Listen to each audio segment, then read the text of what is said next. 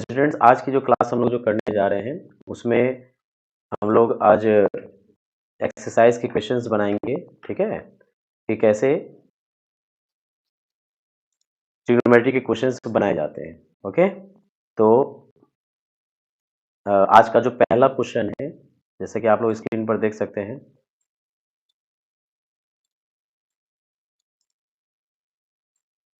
ये एक right angle triangle दिया हुआ है। ठीक है, अब ये राइट एंगल ट्रायंगल दिया हुआ है, इस क्वेश्चन को आप लोग देखिए, इसमें लिखा हुआ है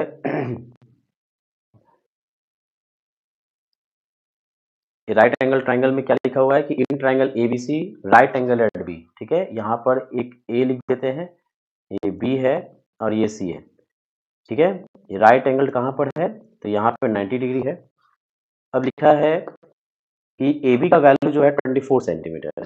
ओके, तो यहाँ पर ए बी का वैल्यू कितना दिया है, 24 सेंटीमीटर दिया हुआ है। ठीक है,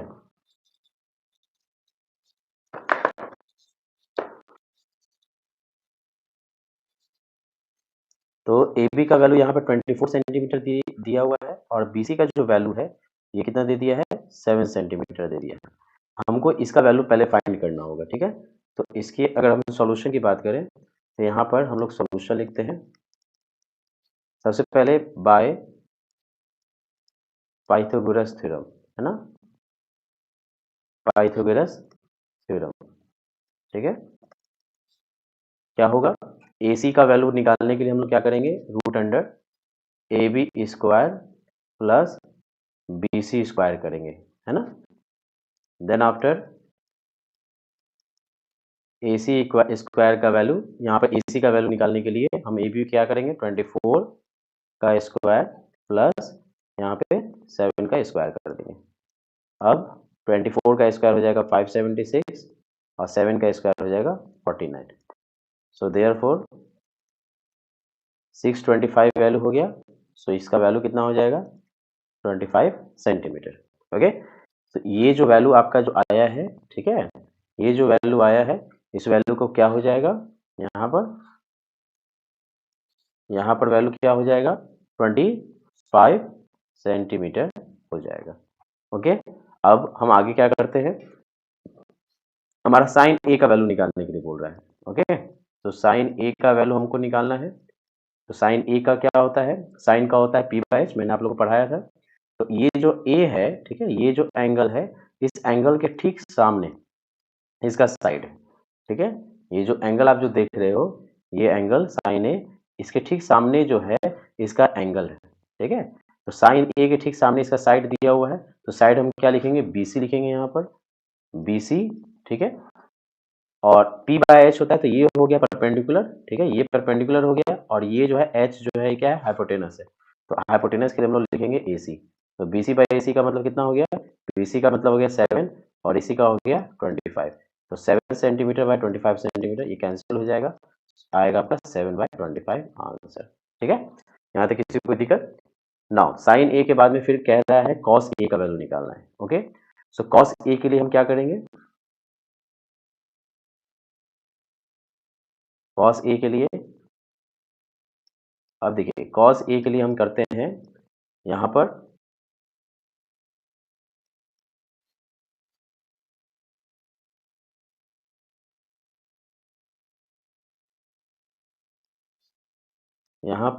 कॉस ए।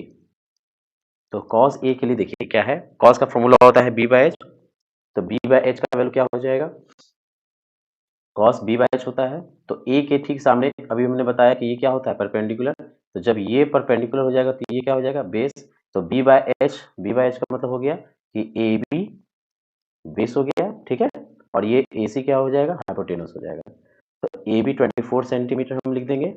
ठीक है, और यहाँ पर ये 25 सेंटीमीटर हम लिख देंगे। ठीक है, तो 24 सेंटीमीटर से 25 सेंटीमीटर कैंसिल हो गया, तो क्या आ जाएगा, 24 बाय 25, ये आंसर हो जाएगा। सो इसी के अकॉर्डिंग आप लोग को क्या करना है, यही इसी के अकॉर्डिंग आप लोग क्या करेंगे कि जैसे मैंने आपको अभी निकाल कर दिखाया है sign A by cos A का वैल्यू, वैसे ही आप लोग इसका वैल्यू निकाल कर दिखाएंगे। This will be your work, sine C और कॉस सी का वैल्यू क्या होता है। यहाँ तक किसी को कोई प्रॉब्लम। नाउ नेक्स्ट क्वेश्चन पे आते हैं। नेक्स्ट क्वेश्चन क्या है, नेक्स्ट क्वेश्चन कहता है कि साइन ए का वैल्यू 3/4 दिया है, ठीक है। तो साइन ए का वैल्यू जब 3/4 दिया है, तो साइन पहले हम देखेंगे कि साइन ए का फॉर्मूला इक्वल किसके होता है, तो p/h होता है, ठीक है। तो जब ये 3/4 दिया है, तो 3/4 का मतलब हो गया कि p के वैल्यू 3 हो गया और h का वैल्यू 4 हो गया। तो b बाय पाइथागोरस थ्योरम से अगर हम इसको सॉल्व करें, सो बाय पाइथागोरस थ्योरम, है ना, बाय पाइथागोरस थ्योरम ये क्या हो जाएगा, हमें सबसे पहले b निकालना होगा। तो b निकालने के लिए हम क्या करेंगे, h में से p को माइनस कर देंगे। तो b h का वैल्यू यहाँ पे हो गया 4, 4 square minus 3 square, so it is 16 minus 9, ठीक है। तो ये क्या हो जाएगा, √7 सेंटीमीटर हो गया।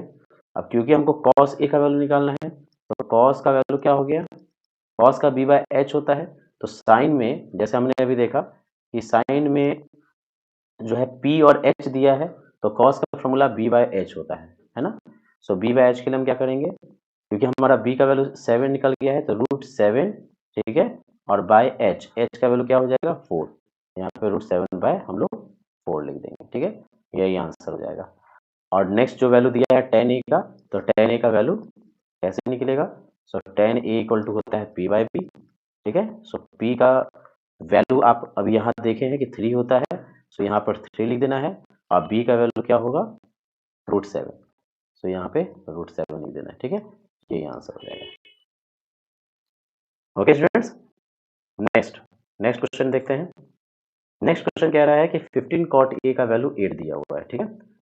15 cot a का वैल्यू 8 दिया हुआ है, तो पूरा ध्यान से देखना है इसको। 15 cot a का वैल्यू 8 दिया है, सो cot a इक्वल टू हम क्या लिख देंगे, 8/15 लिख देंगे।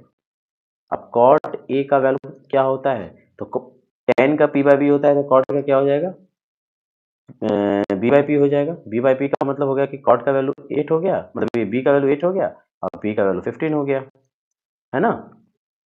तो जब cot का वैल्यू b हो गया, यहाँ पर जो दिया हुआ है, ठीक है, अवेलेबल है, सो b और p का वैल्यू अवेलेबल है, तो हम h का वैल्यू निकालेंगे। सो पाइथागोरस थ्योरम में h का वैल्यू निकालने के लिए हम क्या करते हैं, p square plus b square. So h is equal to क्या करेंगे, 8 का स्क्वायर प्लस 15 का स्क्वायर करेंगे, ठीक है। सो ये क्या हो जाएगा, 8 का स्क्वायर 64 और 15 का स्क्वायर हो जाएगा 225, सो इट इज 289, और 289 का वैल्यू आप अच्छी तरह से जानते हो कितना होता है, 17, है ना। तो अब हम क्या करते हैं, सेक ए का वैल्यू निकालते हैं। तो सेक ए का वैल्यू क्या हो जाएगा, सबसे पहले साइन ए का निकालते हैं।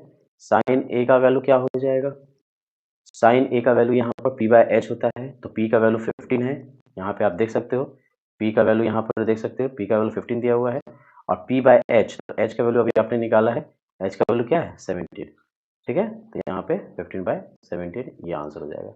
और नेक्स्ट जब सेक ए का निकालना है, तो सेक ए के लिए आप क्या करोगे, सेक का फॉर्मूला होता है क्या, कॉस का होता है b/h, तो सेक का जस्ट उसका रेसिप्रोकल हो गया, तो h/b होगा, h का वैल्यू क्या आ गया 17, है ना, और b का वैल्यू क्या हो गया, अब यहाँ देखिए 8 है, तो 8 हो जाएगा, यही आंसर हो जाएगा।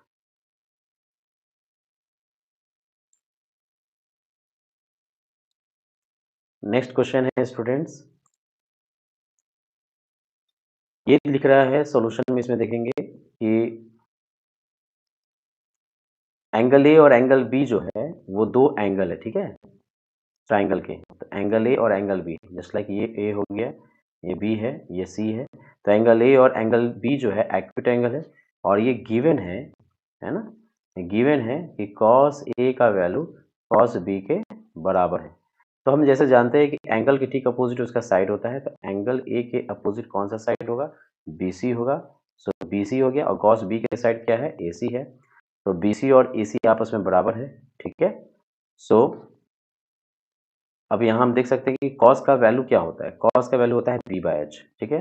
तो कॉस ए के सामने में बी सी है, तो बी सी बाय ए सी हम लोग लिख सकते हैं अकॉर्डिंग टू क्वेश्चन, ठीक है, अकॉर्डिंग टू हम क्वेश्चन लिख सकते हैं, अकॉर्डिंग टू क्वेश्चन क्या होगा, बी सी बाय ए सी, और कॉस बी का वैल्यू क्या हो जाएगा, तो कॉस बी के सामने जो है एंगल ए और एंगल बी जो है एक्यूट एंगल है, तो बी सी बाई ए सी हो सकता है, और कॉस बी का क्या हो जाएगा, ए बी बाई ए सी। अब क्योंकि ए सी सेम है तो बी सी जो है ए सी ए बी के इक्वल हो गया, और जब साइड इक्वल होते हैं तो साइड के अपोजिट उसके एंगल्स भी आपस में इक्वल होते हैं, ठीक है। तो ये प्रूव्ड हो गया। लास्ट क्वेश्चन है कि सेक थीटा का वैल्यू जो है दिया हुआ है 13/12। तो हम सेक का फॉर्मूला जानते हैं कि कॉस का फॉर्मूला होता है बी बाई एच, तो सेक का हो जाएगा एच बाई बी, है ना। सो पी का वैल्यू निकालने के लिए हम क्या करेंगे, एच में से बी को माइनस कर देंगे। सो एच का वैल्यू हो गया 13 का स्क्वायर माइनस 12 का square, so 169 minus 144 it is √25 that is 5। So P का वैल्यू हमारा आ गया 5। अब इसमें सभी ट्रिग्नोमेट्रिकल वैल्यूज को निकालना है। सो सभी ट्रिग्नोमेट्रिकल वैल्यूज का मतलब हो गया, साइन का सबसे पहले निकालते हैं। साइन का पी बाई एच होता है, सो 5 बाय एच का वैल्यू 13 दिया हुआ है। जब साइन का निकल गया तो हम कॉस का भी लिख सकते हैं, 13/5 हो जाएगा। साइन के बाद आता है कॉस, कॉस का बी बाई एच होता है, बी का वैल्यू हो गया 12/13, है ना। कॉस के बाद में सेक, सेक का वैल्यू हो जाएगा 13/12। टेन का होता है पी बाई बी, तो पी का वैल्यू हो जाएगा आपका 5/12, और कॉट का वैल्यू हो जाएगा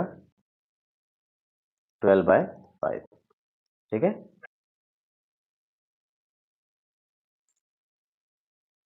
तो इस टाइप से स्टूडेंट्स हमारा जो है सारा क्वेश्चन आज का कंप्लीट होता है।